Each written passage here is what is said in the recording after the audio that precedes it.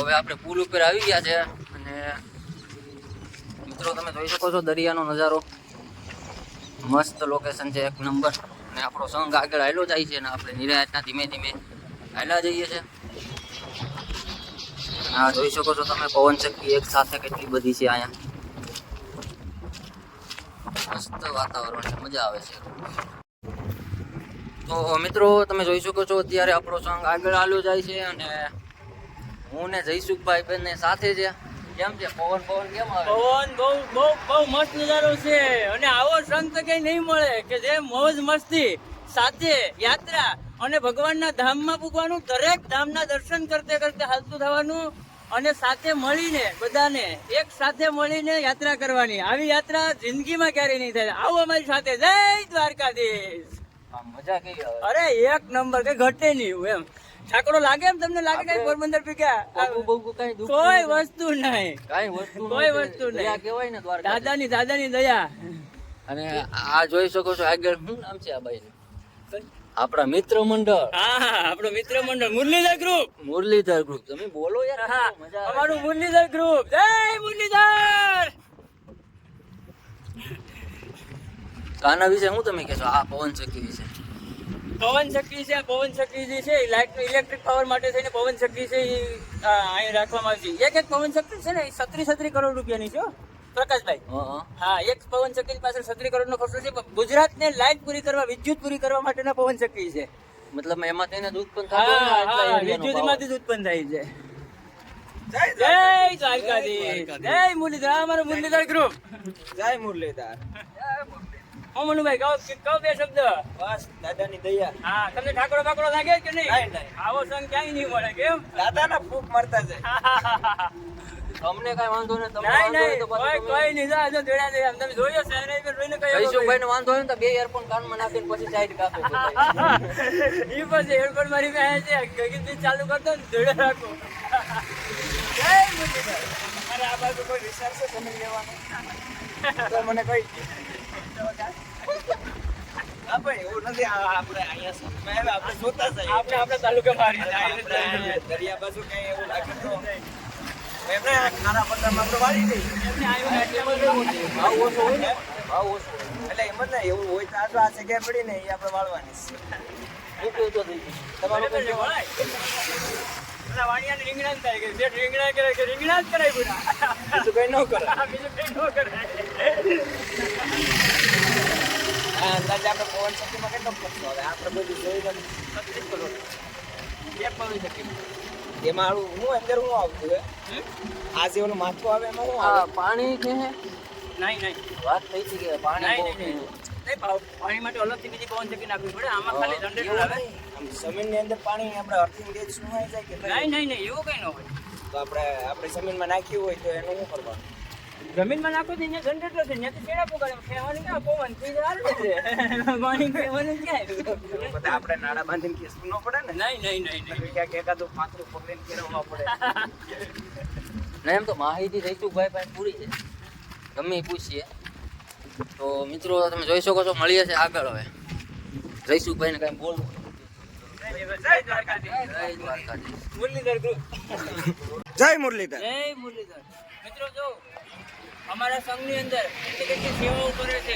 ઘડીએ માણસો જો પાણીના પરબ, જમવાનું બધું રસ્તાની વચ્ચે જ અમારે વ્યવસ્થા કરીને સતત એક્ટિવ અને અગ્રેસર માણસો જેમ કે જે છે પાણીની સેવા કરે છે. ભાઈ શ્રી નામ શું?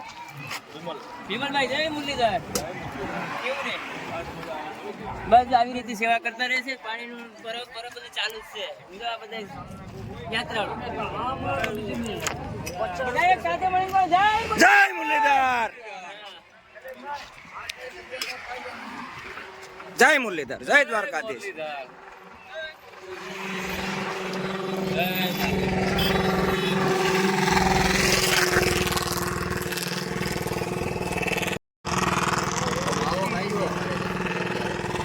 આ શું કરી રહ્યા?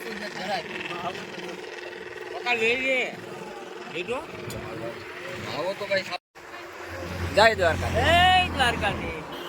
બોલો હવે શું તમે કહેવા માંગો છો આગળના રસ્તા? આગળ અત્યારે અમે પોરબંદર ફક્ત 21 કિલોમીટર છે. અને અમારો ઉતારા તો 1 કિલોમીટર જ છે. બરોબર. અને સાંજે પોરબંદર પહોંચ્યું. બરોબર. ત્યાં સુદામા જે ભગવાન શ્રી કૃષ્ણના મિત્ર છે એમને દર્શન કરશું અને ત્યાંથી પછી બીજે દિવસનો સંઘ ચાલુ કરશું. જય દ્વારકા. પછી આપણે જે આગલી નાઈટ ક્યાં આવશે?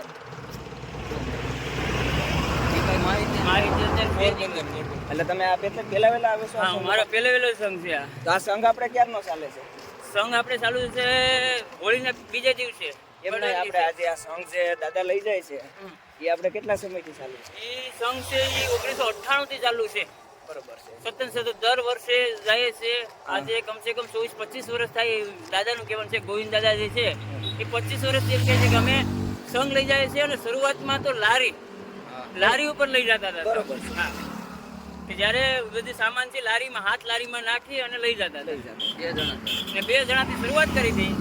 આજે ભગવાન શ્રી કૃષ્ણની દયાથી અમારે અહીંયા આજે 450 જણાનો સંઘ છે. બરોબર. કે જે ધીરે ધીરે વધતો ગયો. અને ભગવાન ધારે કે આગલા વર્ષે અમારો એવો પ્રણ છે કે 700 થી 800 જણા થાય. બરોબર છે. જય જય મુરલી. મુરલી. બરોબર. ને જમવામાં કઈ રીતનું આમ આયોજન હોય છે? જમવામાં અમે રસોઈ જ રાખીએ છીએ. દર વખતે રસોઈ રાખીએ છીએ કે જે આવે છે તો કોઈ પણ સંઘના માણસો છે આવીને જ્યારે ફ્રેશ થાય ત્યાં જમવાનું તૈયાર થઈ જાય છે. બરોબર. કે જેને કારણે શું છે કે કોઈ લોકોને હેરાનગતિ ન થાય. અસુવિધા ઊભી ના થાય. થાય. બરોબર. જમવાનું પણ સારું જમવાનું પણ ઘર જેવું દૂધ, છાશ, દહીં, ખીચડી આવી રીતે દર વખતે જેમ છે અલગ વેરાયટીનું દર વખતે દાળ ભાત જેમ આગળ રાખે દર વખતે અલગ કાયમ માટે અલગ કાયમ માટે અલગ. સાત્વિક ભોજન હોય છે. સાત્વિક ભોજન. આમ સારું. અને હા, અને ખાસ કરીને અમે જે છે કે તામસી ભોજનમાં અમે એટલું ધ્યાન રાખીએ છીએ કે લસણ ને ડુંગળી પણ નાખતા નથી. બરોબર છે. એટલે કોઈ સ્વામિનારાયણ છે, સ્વામિનારાયણ, હા, કોઈ સંતો છે તો એ લોકોને પણ જે ધર્મ પાળતા હોય ધર્મ પાળતા હોય એ લોકોને ઓલું ના થાય એટલે સાત્વિક ભોજન ખવડાવીએ. બરોબર છે. અને આ રસ્તે જેમ ભગવાનને જેમ ઓલું કર્યું ને, ભગવાન કરતા તમારા હાથ પગ સારું છે કે જમવાનું સારું હોય. ભગવાન જયારે નીકળ્યા હતા ને હા. ત્યારે તાંદુરની ભાજી લઈને નીકળ્યા હતા બરોબર આ છે. રસ્તા પરથી. અને એ જે ભગવાન આ રસ્તેથી નીકળ્યા એ જ એટલે રસ્તે અમે સુદામા જઈએ છીએ. આપણે જે લઈ ગયા હતા એની વાત કરો છો ને? નહીં, ભગવાન જે રસ્તે આ રસ્તે જ નીકળ્યા હતા. બરોબર. અને જે આપણે તુલસી શામુદી જે ગયા હતા ને ભગવાન, એ આ રસ્તે જ ગયા હતા. ત્યારે કેળો હતો, અત્યારે રસ્તો ડામર છે. એટલે યુગ પ્રમાણે હા. થોડો બદલાવ આવી જાય છે. ત્યારે ભગવાનને પાસે ફક્ત તાંદુરની ભાજી જ હતી અને લઈને નીકળ્યા હતા. આ રસ્તે જ નીકળ્યા હતા અને એ જ રસ્તે આપણે જઈએ છીએ. પછી અત્યારે આપણે હાલમાં જે સુદામાપુરીમાં જઈ રહ્યા છે હમ. ત્યાંનું લોકેશન કેવું છે? કઈ રીતનું છે? આ મંદિર છે? મંદિર છે, હા. શ્રીદામાનું મંદિર છે. ત્યાં પોરબંદરમાં તો ઘણી જોવાલાયક જગ્યા છે. હા. કે જેમ કે લક્ષ 84 ફેરા છે, બરોબર. તારા મંદિર છે, હા. પછી આ સુદામાજીનું મંદિર છે, ગાંધીજીની જન્મભૂમિ છે. બરોબર છે. એટલે આવું ઘણું વસ્તુ એમ કે મને ઘણું તો વસ્તુમાં યાદ નથી. ઘણું વસ્તુ પોરબંદરની અંદર છે કે ત્યાં તમે રોકાવ ને હા. તો કમસે કમ 3 દિવસ ઓછા પડે. હા, હા. એટલું વસ્તુ- જોવાલાયક જોવાલાયક સ્થળ સ્થળ છે આ. ને જોવાલાયક નહીં, દર્શન લાયક સ્થળ છે એટલા છે. જોવાલાયક તો છે, સાથે સાથે દર્શન લાયક સ્થળ પણ એટલા છે. બરોબર છે. પછી આપણે તો ત્યાં તો આપણે નાઈટ કરવાની રહેશે ને? નાઈટ આપણે પોરબંદરમાં કરવાની. બરોબર છે.